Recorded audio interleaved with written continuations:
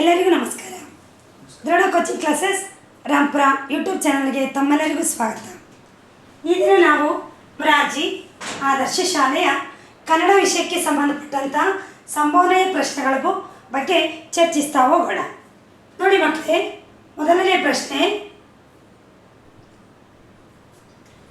ಗಿಳಿಮರಿಯು ಏನನ್ನ ತಿನ್ನಲು ತನ್ನ ಬಳಗವನ್ನು ಕರೆಯಿತು? ನೋಡಿ, ಇದು ಈ ಒಂದು ಬಿ.ವಿ. ಕಾರಂತರವರು ಬರೆದಿರುವಂಥ ಒಂದು ಪಂಜರ ಶಾಲೆ ಪಾಠದಿಂದ ಬಂದಿದೆ.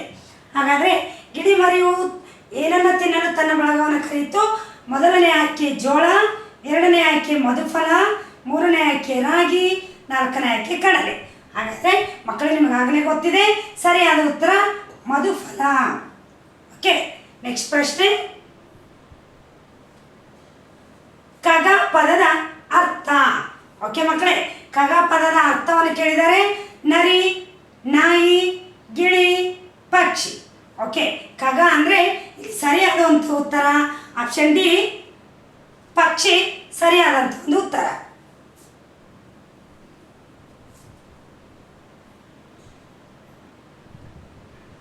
ಓಕೆ ಮಕ್ಕಳೇ, ಇಲ್ಲಿ ಖಗ ಎಂಬ ಪದದ ಅರ್ಥ ಪಕ್ಷಿ ಅಂತ ಆಗುತ್ತೆ. ನೆಕ್ಸ್ಟ್ ಪ್ರಶ್ನೆ ನೋಡಿದಾಗ, ಮನೆ ಪ್ಲಸ್ ಓ ಇದನ್ನು ಕೂಡಿಸಿ ಬರೆದಾಗ ಏನು ಒಂದು ಪದ ಉತ್ಪತ್ತಿ ಆಗುತ್ತೆ? ಇಲ್ಲಿ ಮೊದಲನೇ ಆಯ್ಕೆ ಮನೆವು, ಎರಡನೇ ಆಯ್ಕೆ ಮನವು, ಮೂರನೇ ಆಯ್ಕೆ ಮನೆಯು, ನಾಲ್ಕನೇ ಆಯ್ಕೆ ಮನೆ ಹೂ ಅಂತ ಇದೆ. ಹಾಗಾದರೆ ಸರಿಯಾದಂಥ ಒಂದು ಉತ್ತರ ಆಪ್ಷನ್ ಸಿ, ಮನೆಯು ಸರಿಯಾದಂಥ ಒಂದು ಉತ್ತರ. ನೆಕ್ಸ್ಟ್ ನೋಡಿ ಮಕ್ಕಳೇ, ರಾಜ್ಯ ಮಟ್ಟದ ಒಂದು talent award, Drona talent award 2026 ಈ ಒಂದು ಪರೀಕ್ಷೆಯನ್ನು ದೃಢ ಕೋಚಿಂಗ್ ಕ್ಲಾಸಸ್ ರಾಂಪುರ್ನಲ್ಲಿ ನಡೆಸಲಾಗಿದೆ. ಬಹುಮಾನಗಳ ಒಟ್ಟು ಮೊತ್ತ 25 ಲಕ್ಷ ರೂಪಾಯಿಗಳು ಇರ್ತವೆ. ಹಾಗಾದರೆ ಈ ಪರೀಕ್ಷೆಯನ್ನು ಬರೆಯುವಂಥ ಪ್ರಸ್ತುತ ಮಕ್ಕಳು ಯಾರು ಅಂತ ಕೇಳಿದರೆ, ಪ್ರಸ್ತುತ 3 ಮತ್ತು 4ನೇ ತರಗತಿಯನ್ನು ಓದುತ್ತಿರುವಂಥ ಮಕ್ಕಳು ಈ ಪರೀಕ್ಷೆಯನ್ನು ಬರೀಬೋದು. ಈ ಒಂದು ಪರೀಕ್ಷೆಯ ದಿನಾಂಕ 22/3/2026 ಬೆಳಗ್ಗೆ 11 ಗಂಟೆಗೆ ಪ್ರಾರಂಭವಾಗುತ್ತೆ. ಹಾಗಾದರೆ ಪರೀಕ್ಷೆಯಲ್ಲಿ ಯಾವ ರೀತಿಯಾಗಿ 25 ಲಕ್ಷ ಒಬ್ಬರಿಗೆ ಕೊಟ್ಬಿಡ್ತಾರಾ? ನೋ, ಈ 25 ಲಕ್ಷವನ್ನು ನಾವು 5 ಟಾಪ್ 5 ಅಂದರೆ 5 ಬಹುಮಾನಗಳಾಗಿ ವಿತರಿಸಲಾಗಿದೆ. ಮೊದಲನೇ ಬಹುಮಾನ 50,000, ಎರಡನೇ ಬಹುಮಾನ 40,000, ಮೂರನೇ ಬಹುಮಾನ 30,000, ನಾಲ್ಕನೇ ಬಹುಮಾನ 20,000, ಐದನೇ ಬಹುಮಾನ 10,000. ಈ ರೀತಿಯಾಗಿ ಈ ಒಂದು ಬಹುಮಾನಗಳನ್ನು ವಿತರಿಸಲಾಗುತ್ತದೆ. ಹಾಗಾದರೆ ಇಂಟ್ರೆಸ್ಟ್ ಇರುವಂಥ ಮಕ್ಕಳು, ಆಸಕ್ತಿ ಉಳ್ಳಂಥ ಮಕ್ಕಳು ಈ ಒಂದು 9741312170 ಈ ಒಂದು ನಂಬರ್ಗೆ ಫೋನ್ ಮಾಡಿದ್ರ ಮೂಲಕ ಹೆಚ್ಚಿನ ಮಾಹಿತಿಯನ್ನು ತಿಳಿಬೋದು. ಓಕೆ, ನೆಕ್ಸ್ಟ್ ಪ್ರಶ್ನೆಯನ್ನು ಚರ್ಚಿಸ್ತಾ ಹೋಗೋಣ. ಇಂದ ಪ್ರತ್ಯಯವನ್ನು ಯಾವ ವಿಭಕ್ತಿಗೆ ಬಳಸುತ್ತೇವೆ? ನೋಡಿ ಮಕ್ಕಳೇ, ಈ ವಿಭಕ್ತಿ ಪ್ರತ್ಯಯವು ವೆರಿ ವೆರಿ ಇಂಪಾರ್ಟೆಂಟ್. ಎಲ್ಲ ಪರೀಕ್ಷೆಗಳಿಗೂ ಈ ಒಂದು ವಿಭಕ್ತಿ ಪ್ರತ್ಯಯ ನಾವು ಬಳಸ್ತೀವಿ. ಹಾಗಾದರೆ ವಿಭಕ್ತಿ ಪ್ರತ್ಯಯ ನಾವು ಮೊದಲನೇದಾಗಿ ಎಲ್ಲವನ್ನು ನೋಡ್ಕೊತ ಹೋಗೋಣ. ಪ್ರಥಮ ವಿಭಕ್ತಿ ಪ್ರತ್ಯಯ ಪ್ರಥಮ ಓ, ದ್ವಿತೀಯ ಅನ್ನು, ತೃತೀಯ ಇಂದ, ಪಂಚಮಿ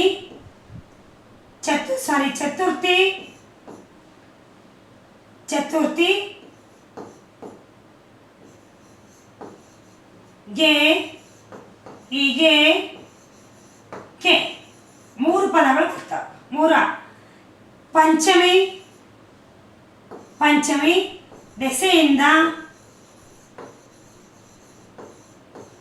ಷಷ್ಠಿ ಹ, ಸಪ್ತಮಿ ಅಲ್ಲಿ ಸಂಬೋಧನಾ ಆ ಎ ಈರ. ಹೌದಾ? ಇವು ನೋಡಿ, ಇಲ್ಲಿ ನಮಗೆ ಇಂದ ಪ್ರತ್ಯಯವನ್ನು ಕೇಳಿದ್ದಾರೆ. ನೆಕ್ಸ್ಟ್ ಪರೀಕ್ಷೆಯಲ್ಲಿ ನಮಗೇನು ಮಾಡ್ಬೋದು, ಬೇರೆ ಒಂದು ಪ್ರತ್ಯಯಗಳನ್ನು ಕೇಳ್ಬೋದು. ಆದ್ದರಿಂದ ಪ್ರಥಮವು, ದ್ವಿತೀಯ ಅನ್ನು, ತೃತೀಯದಿಂದ, ಚತುರ್ಥಿ ಗೆ ಹೀಗೆ ಕೆ, ಪಂಚಮಿ ದಸೆಯಿಂದ, ಷಷ್ಠಿ ಹ, ಸಪ್ತಮಿ ಅಲ್ಲಿ, ಸಂಬೋಧನ ಎ ಆ ಎ ಇರ. ಓಕೆ, ಎಲ್ಲ ಮಕ್ಕಳು ಅಲ್ಲಿ ಈಗ ಆನ್ಸರ್ ಗೊತ್ತಾಯ್ತು. ಇಂದ ಪ್ರತ್ಯಯವನ್ನು ನಾವು ಯಾವುದಕ್ಕೆ ಬಳಸ್ತೀವಿ? ತೃತೀಯ ವಿಭಕ್ತಿಗೆ ಬಳಸ್ತೀವಿ. ಹಾಗಾದರೆ ಸರಿಯಾದಂಥ ಒಂದು ಉತ್ತರ ತೃತೀಯ, ಆಪ್ಷನ್ ಎ. ನೆಕ್ಸ್ಟ್ ಪ್ರಶ್ನೆ ಚರ್ಚಿಸ್ತಾ ಹೋಗೋಣ ಮಕ್ಕಳೇ. ರಾಜನನ್ನು, ಈ ಪದವನ್ನು ಬಿಡಿಸಿ ಬರೆದಾಗ, ರಾಜನನ್ನು ಬಿಡಿಸಿ ಬರೆದಾಗ ಯಾವ ರೀತಿ ಒಂದು ಪದ ಬರುತ್ತೆ ಅಂದರೆ ರಾಜ ಪ್ಲಸ್ ನನ್ನು. ನೋಡಿ, ಈ ಪದ ತಪ್ಪಾಗುತ್ತೆ. ರಾಜ ಪ್ಲಸ್ ಅನ್ನು, ರಾಜ ಪ್ಲಸ್ ನಾನು, ರಾಜ ಪ್ಲಸ್ ನೋ. ನೋಡಿ ನೋಡಿ ಮಕ್ಕಳೇ, ರಾಜನನ್ನು ಇದನ್ನು ಬಿಡಿಸಿ ಬರೆದಾಗ ರಾಜ ಪ್ಲಸ್ ಅನ್ನು, ಆಪ್ಷನ್ ಬಿ ಸರಿಯಾದಂಥ ಒಂದು ಉತ್ತರ.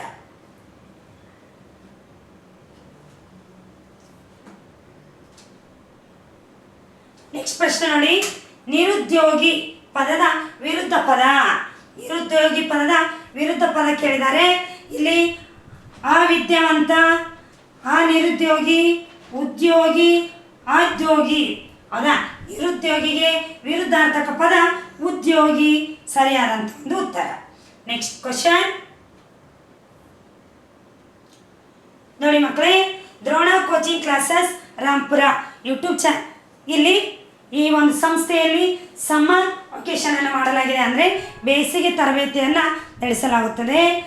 4, 5, 6, 7ನೇ ತರಗತಿ ಮಕ್ಕಳಿಗೆ ಈ ಒಂದು ಕನ್ನಡ, ಇಂಗ್ಲೀಷ್ ಮಾಧ್ಯಮದಲ್ಲಿ ವಸತಿ ಸಹಿತವಾಗಿ ಮತ್ತು ವಸತಿ ರಹಿತವಾಗಿ ಶಿಕ್ಷಣವನ್ನು ನೀಡಲಾಗುತ್ತದೆ. ಆಸಕ್ತಿ ಉಳ್ಳಂಥ ಮಕ್ಕಳು ಈ ಒಂದು 9741312170 ನಂಬರ್ಗೆ ಫೋನ್ ಮಾಡಿದ್ರ ಮೂಲಕ ಹೆಚ್ಚಿನ ಮಾಹಿತಿಯನ್ನು ನೀವು ಪಡಿಬಹುದು. ನೆಕ್ಸ್ಟ್ ಪ್ರಶ್ನೆ ನೋಡಿ,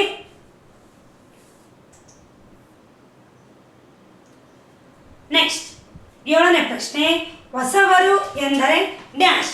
ಹೊಸಬರು ಅಂದರೆ ಯಾರು? ನಮಗೆ ಗೊತ್ತಿರುವ, ಹೌದಾ? ನೋಡಿ ಆಪ್ಷನ್ ಏನಿದೆ? ಅಪರಿಚಿತರು, ಪರಿಚಿತರು, ಗುರುತಿರುವವರು, ಮನೆಯವರು. ಹೊಸಬರು ಅಂದರೆ ಹೊಸ ಬಂದವರು ನಮಗೆ ಪರಿಚಯ ಇರ್ತಾರ? ಇಲ್ಲ. ಹಾಗಾದರೆ ಅವ್ರು ಏನಾಗ್ತಾರ?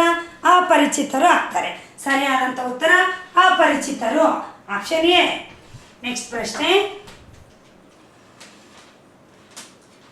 ತಂದೆಗೆ ಪತ್ರ ಬರೆಯುವಾಗ ಬಳಸುವ ಸಂಬೋಧನೆ ಯಾವುದು?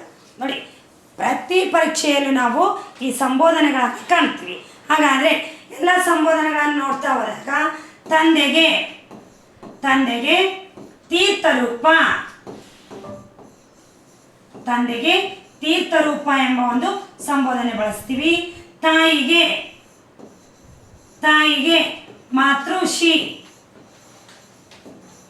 ಮಾತೃಶ್ರೀ, ಇನ್ನು ಚಿಕ್ಕಪ್ಪ ದೊಡ್ಡಪ್ಪ ಇದ್ರೆ ಚಿಕ್ಕಪ್ಪ ದೊಡ್ಡಪ್ಪನಿಗೆ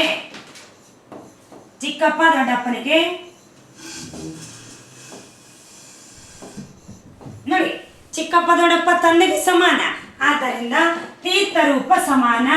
ನೋಡಿ ಮಕ್ಕಳೇ, ಎಲ್ಲವನ್ನ ತಿಳಿಸುವಂಥ ಒಂದು ಉದ್ದೇಶ ಪರೀಕ್ಷೆಯಲ್ಲಿ ಯಾವುದಾದ್ರೂ ಬರ್ಬೋದು. ಹಾಗಾದ್ರಿಂದ ನಾವು ಎಲ್ಲವನ್ನ ಕಲಿಬೇಕಾಗತ್ತೆ. ನೆಕ್ಸ್ಟ್, ಚಿಕ್ಕಮ್ಮ ದೊಡ್ಡಮ್ಮನಿಗೆ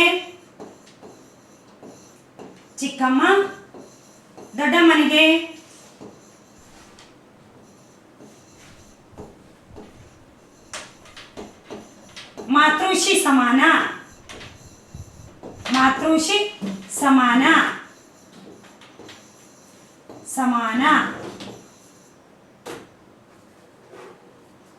ಮಾತೃಶ್ರೀ ಸಮಾನ.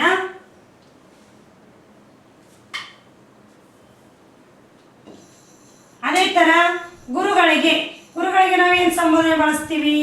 ಗುರುಗಳಿಗೆ ಪೂಜ್ಯ ಒಂದು ಸಂಬೋಧನೆಯನ್ನು ಬಳಸ್ತೀವಿ. ನೆಕ್ಸ್ಟ್, ಇನ್ನು ಫ್ರೆಂಡ್ಸ್ ಇದ್ರಂದ್ರೆ ಗೆಳೆಯ ಗೆಳತಿಗೆ ನಾವು ಪ್ರೀತಿಯ, ನಲ್ಮೆಯ, ಆತ್ಮೀಯ ಪದವನ್ನು ಬಳಸ್ತೀವಿ. ಪ್ರೀತಿಯ, ನಲ್ಮೆಯ, ಆತ್ಮೀಯ ಪದವನ್ನು ಬಳಸ್ತೀವಿ. ಅದೇ ಥರ ನಿಮಗಿಂತ ಚಿಕ್ಕವರಿಗೆ ತಂಗಿ ಆಗಿರ್ಬೋದು, ತಮ್ಮ ಆಗಿರ್ಬೋದು, ಹೌದಾ, ಕಿರಿಯರಿಗೆ ಕಿರಿಯರಿಗೆ ಚಿರಂಜೀವಿ ಎಂಬ ಪದವನ್ನು ಬಳಸ್ತೀವಿ. ಎಲ್ಲ ಮಕ್ಕಳಲ್ಲಿ ಮನಸ್ಸಲ್ಲಿ ಈಗ ಓಡ್ತಾ ಇದೆ. ತಂದೆಗೆ ಪತ್ರ ಬರೆಯುವಾಗ ಬಳಸುವಂಥ ಒಂದು ಸಂಬೋಧನೆ. ಓಕೆ, ನೀವು ಹೇಳಿದಂತೆ ಸರಿಯಾದಂಥ ಉತ್ತರ ತೀರ್ಥರೂಪ. ಓಕೆ ಮಕ್ಕಳೇ, ನೆಕ್ಸ್ಟ್ ಪ್ರಶ್ನೆಯನ್ನು ನೋಡಿ. 9ನೇ ಪ್ರಶ್ನೆ. ಧೀರ ಸೇನಾನಿ ಪಾಠದ ಕರ್ತೃ ಯಾರು? ಕರ್ತೃ ಮೀನ್ಸ್ ಕವಿ, ಬರೆದಂಥ ಒಂದು ಲೇಖಕರ ಹೆಸರೇನು ಅಂತ. ಹಾಗಾದರೆ ಧೀರ ಸೇನಾನಿ ಪಾಠವನ್ನು ಬರೆದಂಥ ಕವಿ ಇಲ್ಲಿ ಮೊದಲನೇ ಆಯ್ಕೆ ಡಾಕ್ಟರ್ ಬಸವರಾಜ ಅದ್ಲಿ, 2ನೇ ಆಯ್ಕೆ ಕುವೆಂಪು, 3ನೇ ಆಯ್ಕೆ ಬಿ.ವಿ. ಕಾರಂತ, 4ನೇ ಆಯ್ಕೆ ದ ರಾ ಬೇಂದ್ರೆ ಅಂತ ಕೊಟ್ಟಿದ್ದಾರೆ. ಹಾಗಾದರೆ ಸರಿಯಾದಂಥ ಉತ್ತರ ಡಾಕ್ಟರ್ ಬಸವರಾಜ ಅದ್ಲಿ ಸರಿಯಾದಂಥ ಉತ್ತರ. ಹಾಗಾದರೆ ಧೀರ ಸೇನಾನಿ ಪಾಠವನ್ನು ಬರೆದವರು ಯಾರು? ಡಾಕ್ಟರ್ ಬಸವರಾಜ ಅದ್ಲಿ. ನೆಕ್ಸ್ಟ್ ಪ್ರಶ್ನೆ ನೋಡಿ ಮಕ್ಕಳೇ.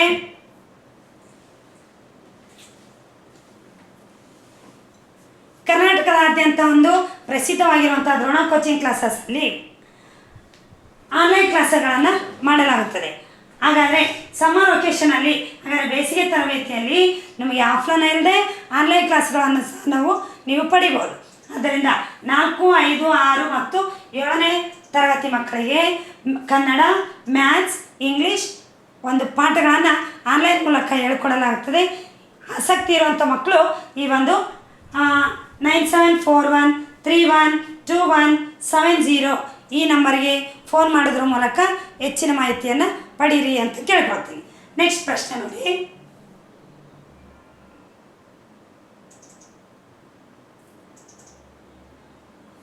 ಕೊನೆಯ ಪ್ರಶ್ನೆ. ಕೆಳಗಿನವುಗಳಲ್ಲಿ ಉದ್ಧರಣ ಚಿಹ್ನೆ ನೋಡಿ ಮಕ್ಕಳೇ. ಇದು ಯಾವ ಚಿಹ್ನೆ? ಪೂರ್ಣ ವಿರಾಮ. ನೆಕ್ಸ್ಟ್ ಇದು ಆವರಣ ಚಿಹ್ನೆ. ನೆಕ್ಸ್ಟ್ ಇದು ಅಲ್ಪ ವಿರಾಮ ಚಿಹ್ನೆ. ಹಾಗಾದರೆ ಇದು ಯಾವುದು?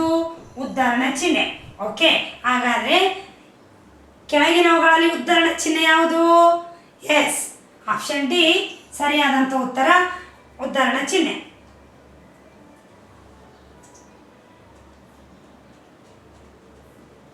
ಓಕೆ ಮಕ್ಕಳೇ, ಇಲ್ಲಿವರೆಗೂ ನೀವೆಲ್ಲರೂ ತಿಳ್ಕೊಂಡಿರಲ್ಲ.